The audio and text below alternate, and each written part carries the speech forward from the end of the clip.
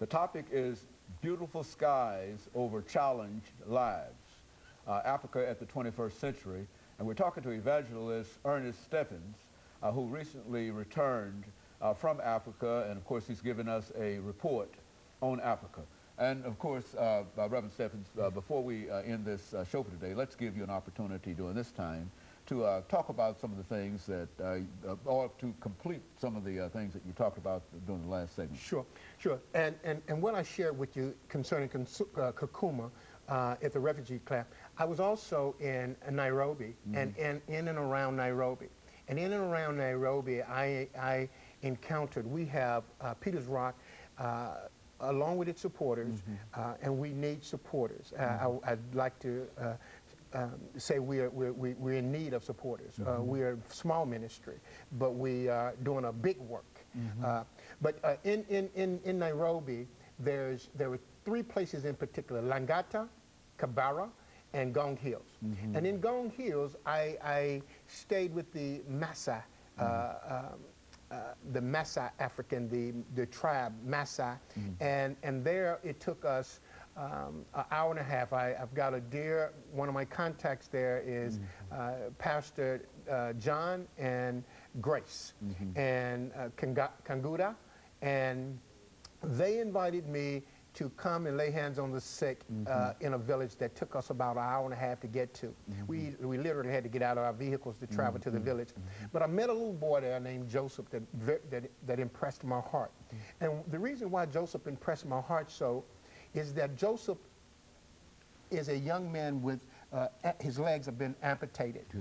And not only was his legs amputated, he was in a wheelchair that was simply a lawn chair, a plastic lawn chair that was superimposed on a wheelchair frame.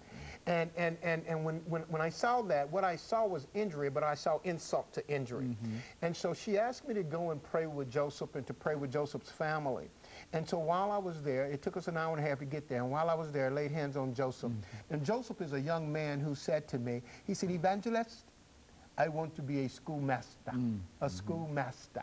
I said, "Joseph, you can be anything you want, son." Now, here's a young man who have a lot of odds against him, first off, because he finds himself in a wheelchair. He finds himself, and the sad part about Joseph's deal is that they amputate his legs a little bit more every year because his bones as a 9, 10-year-old are continuing to grow. And so whatever they do where he's concerned, they have to continue to redo it. And that's just, I didn't understand that. But nevertheless, Joseph was one of the individuals, and while we were there, Joseph had a friend. Joseph wasn't concerned with Joseph. Joseph was concerned with another little girl in a village close to his who could not hear. And so they went and brought her to me. We laid hands on Joseph's family, on Joseph, prayed with Joseph's family. Right now, we're preparing to send Joseph a wheelchair.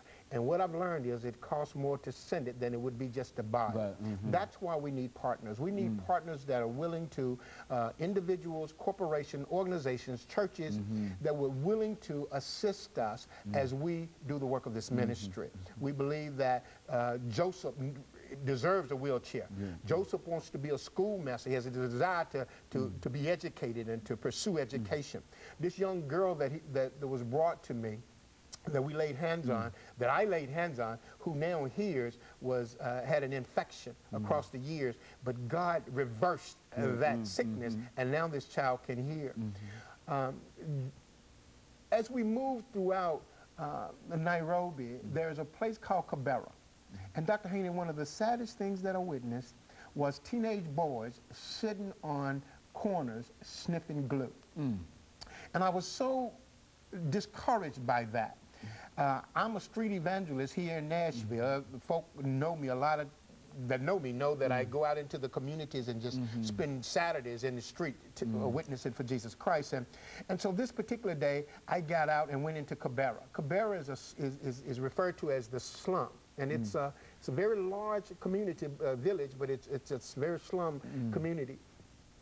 And these young boys, it was so sad because one of the things that Peters Rock is doing, where the children in Kibera is concerned, is that we're wanting to have what America has identified to be a Head Start program.